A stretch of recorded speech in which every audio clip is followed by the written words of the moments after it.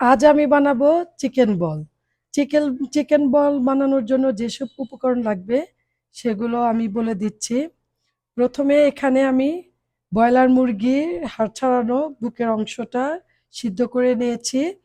সিদ্ধ করার সময় আমি আদা বাটা, রসুন বাটা, সামান্য পরিমাণ সয়াবিন তেল দিয়ে নিয়ে সিদ্ধ করেছি। তারপরে এখানে আছে আলু সেদ্ধ করা, ম্যাশ করে নিয়েছি আমি। আলু সেদ্ধটা ম্যাশ করে নিয়েছি। তারপরে আছে লবণ, আছে হচ্ছে ব্রেড কাম, তারপর লাগবে টমেটো সস, দুটো ডিম ফেটিয়ে নিয়েছি, পুদিনা পাতা, ৬-৭টি কাঁচামরিচ কুচানো, পেঁয়াজ কুচি, আদা রসুন বাটা। আর এখানে কিছু মশলা আছে। এটা হচ্ছে চিলি ফ্লেক্স, তারপর এটা হচ্ছে সাদা গোলমরিচ গুঁড়ো, এটা স্পেশাল মশলা, আর এটা হচ্ছে ধনিয়া গুঁড়া।